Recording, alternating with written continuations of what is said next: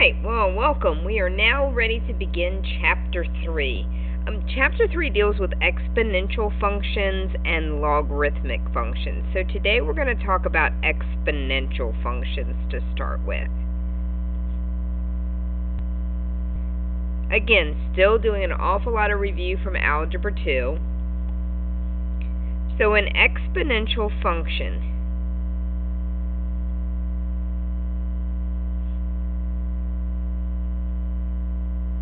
looks like f of x is equal to b, so some x power.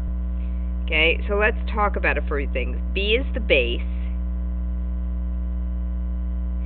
and it has to be greater than 0, and b cannot equal 1, and x is the exponent, and it must be a real number.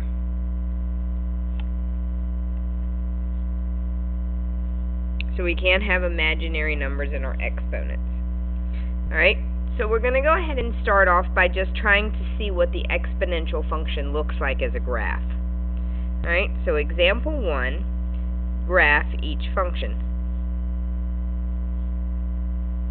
And instead of relying on the calculator, we're actually going to try to graph these by hand, just so one, we get a little bit of practice, and two, it's going to help us kind of understand the relationship between exponential and logarithmic functions. So let's say I want to graph the function f of x is equal to 3 raised to the x power. So if you remember, when you graphed functions, you always put in an x value and you output a y value, which in this case is our f of x. If you want to, you can call it y. Now, you get to pick what numbers you want over here. I always like to do -2, -1, 0, 1, and 2. Those are just kind of my go-tos. These are extras. I really just typically do these 3, but with exponential, we really want to see what they're doing at more of their 5 spots. Okay? Alright, so now we plug into the equation. I need 3 to the -2 power. Do you remember what a negative exponent does? It flips this into the denominator. So it's really 1 over 3 squared, which is 1/9. So a negative goes to the denominator, and then it loses the negative. So I can do 3 to the -1 power, which is 1 over 3, to the first power, which is 1 over 3. Alright, let's plug in 0. 3 to the 0 power. Anything to the 0 power is 1. Alright, 3 to the first power, 3, and 3 to the second power, 9. So now what we're going to do is we're going to come over here to the side and graph the function, and then look at it, and we're going to do one more and kind of look at it as well and see if you can come up with some conclusions about exponential graphs.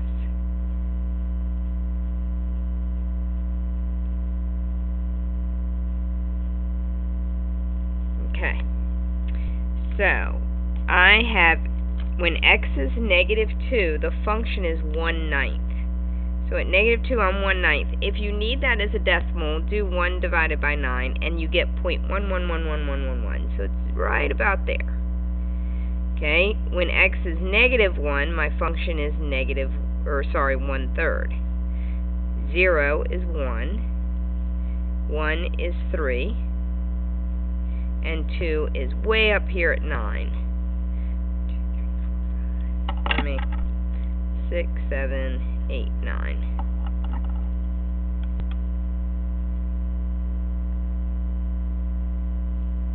And so that's my curve. So you notice a couple things. First of all, do you realize that this is the asymptote? Okay, it's going to serve as a horizontal. And also, if you notice, this curve gradually increases, and then it just continues to increase faster and faster. Alright, while we're here, let's go ahead and quick talk about the domain and the range of this exponential function. So the domain, again, look at your x values. They go from -infinity to infinity. And your range goes from 0 all the way to infinity. Now my question is, does 0 get a bracket or a parenthesis? Will this curve ever touch 0? No, it will get closer and closer and closer and closer, but that will never touch. Alrighty? Okay, let's try one more, just again to practice by hand. So number 2, let's say this time my function is f of x is equal to 1/3 raised to some power x. And I'm going to go ahead and just draw my graph. 1, 2, 3, 4, 5, 6. 1, 2, 3, 4, 5, 6, 7, 8, 9.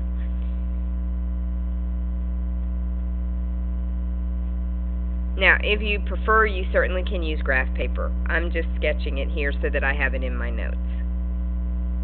Alright, so let me do my little t-table. I'm going to pick my favorite values, -2, -1, 0, 1, and 2. And now I'm going to plug them in for the x. So I have 1/3 raised to the -2 power. Okay. The negative is going to cause this fraction to flip. It's going to force it all to the denominator, which really is just flipping it. Not to get too heavy in the math, but if I put 1/1/3, do you agree then you'd have to multiply by the reciprocal to get rid of that complex fraction? That's how it really ends up. And we know that 3 squared is 9. So this time, when I'm at -2, I'm way up here at 9. Alright, let's raise it to the -1 power. So 1/3 raised to the -1, again, is going to flip it and give me 3. So at -1, I'm at 3. Let's plug in 0. 1/3 to the 0 power is, anything to the 0 power is 1.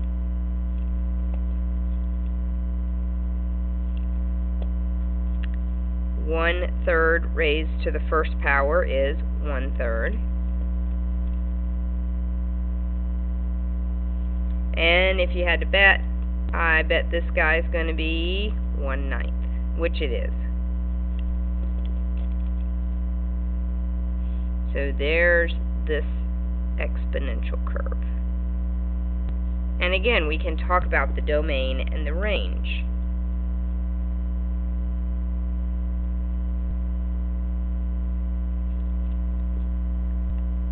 So again, your domain would be along the x-axis, so it is -infinity to infinity, and your range would be along the y-axis from 0 to infinity. So I think it's this point, let's try to draw a few conclusions. Okay, so what things do you notice about exponential graphs?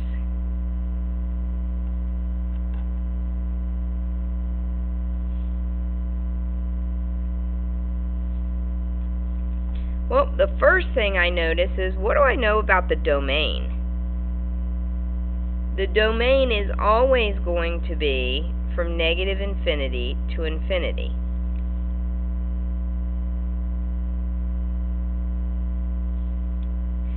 What about the range? Let's talk about what you noticed about the range. The range is going to be from 0 to infinity. Look back at both your graphs. Do you notice that no matter what, they always cross, except you can't see the second one? How about that? Okay. Where are they always crossing the y-axis at? At 1. So y equals, or 0, 1 is always, let me see if I can talk right now. So they always pass through 0, 1. And finally, what do we notice about this, the x-axis? This becomes a horizontal asymptote. So y equals 0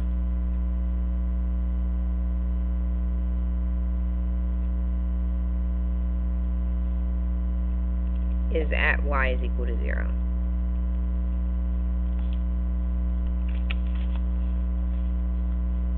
Okay?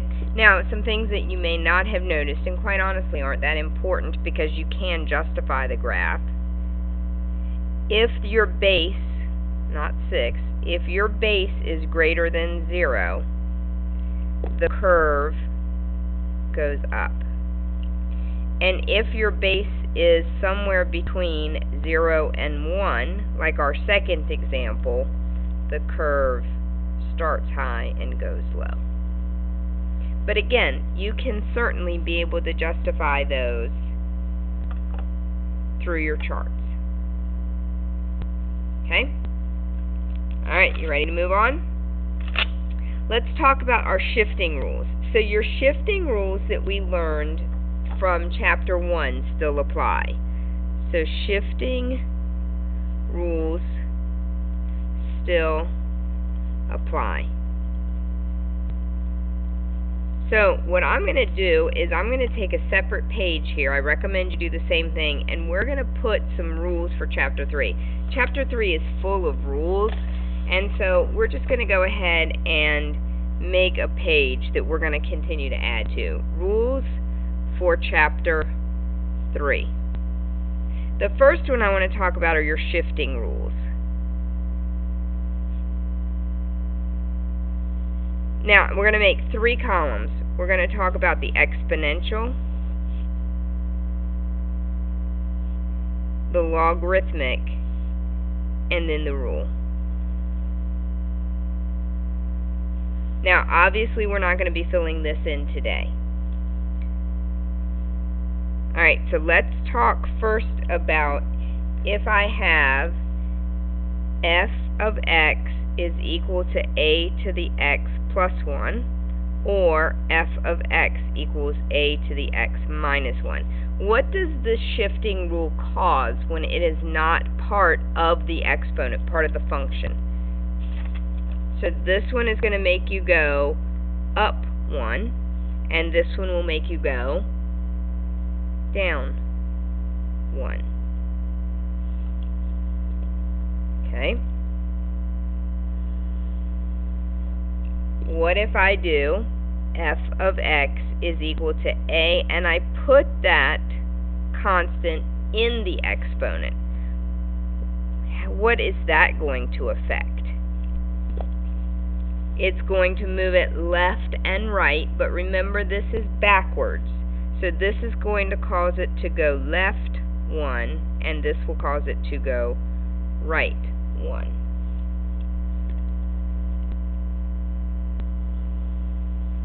Alright, let's look at, we've got 2 more rules.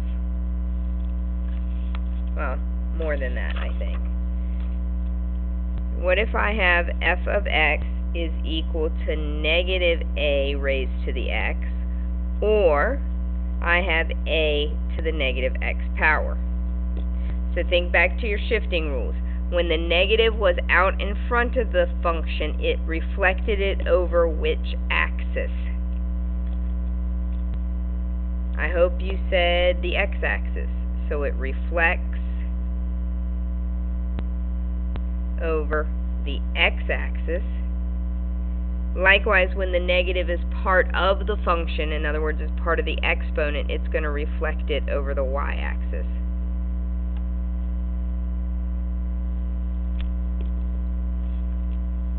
And our last shifting rule is when you had a constant. That's where you had your stretching or your shrinking. So if I have 2a to the x, or I can have a to the 2x. So it can be out in front or it can be part of. So if it is out in front, you're going to multiply the y coordinate by, in this case, 2. And here, when it's part of the exponent, you're going to divide the x-coordinate by 2. Alright, so let's go ahead and put this together into one more example, and if we have time we'll talk a little bit about a natural base, but I'm not sure we will. Alright, example 2. Use your shifting rules to graph.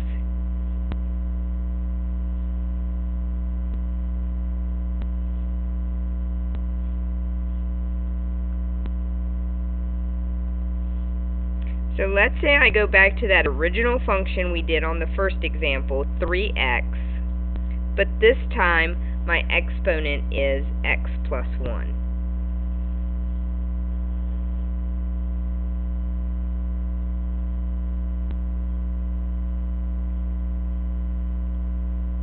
Alrighty, so I'm going to graph the parent function in pink. So my parent function, if you need to look back at your first graph, it went through 0, 1, and let's see, we get some points over here, and at 1 we were at 3. So I have a graph that looks something like that. Okay? I'm not going to go all the way up to 9, we're just going to kind of sketch it. I'd like mine to be a little more curved, but that just didn't happen. Now, what does this shift do? It's going to move it to the... So I think it should go left 1, but instead it's going to go right 1 because it's backwards from what I think. Okay? So I'm going to take every point and shift it to the right 1. And so I get this new curve. Alright? Again, I want domain, range, and the horizontal asymptote. So my domain is going to still be, and we're looking at the blue curve because that's what our function is, my domain is still negative infinity to infinity. My range, did my range get affected? Nope, still 0 to infinity, and my horizontal asymptote is at y is equal to 0. These may not always stay the same when we start shifting. Alright, so let's look at one more. Guess I should probably get a new piece of paper.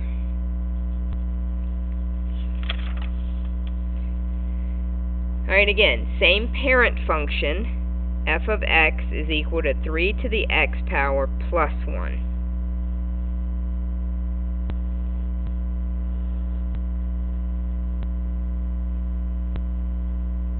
I'm going to spread my lines out a little bit. Okay, I'm going to graph my parent was at 0, 1, 1, 3, and then it kind of got closer and closer. There we go. For some reason, my exponential curves do not want to work tonight. Now, what is this shift going to do? It's going to move it up 1. So every point goes up 1.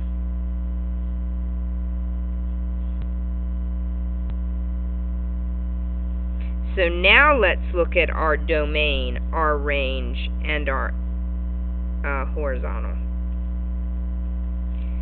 So my domain, was it affected by my vertical shift? Nope, it's still negative infinity to infinity. However, what happened to my range? Look at the blue curve. My range now starts at 1 to infinity, because now this becomes the horizontal asymptote at y equals 1. So anytime you have a vertical shift, it's going to affect both of these. Okay? Alright, and I think I'm going to just give you one more thing to write down, and then we'll begin class with this tomorrow. I want to talk to you about something called a natural base E. It's an irrational number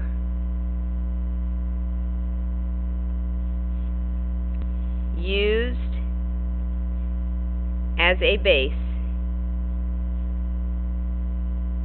in many applied exponential functions.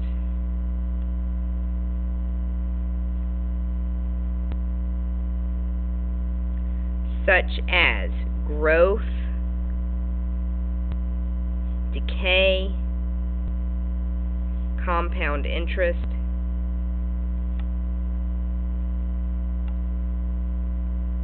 E-R-E-S-T. Okay, and that's where we'll go ahead and pick up tomorrow with some functions. Alright, you guys have a great evening, and I will, whoops, can't see everything, there you go, and I will see you tomorrow in class.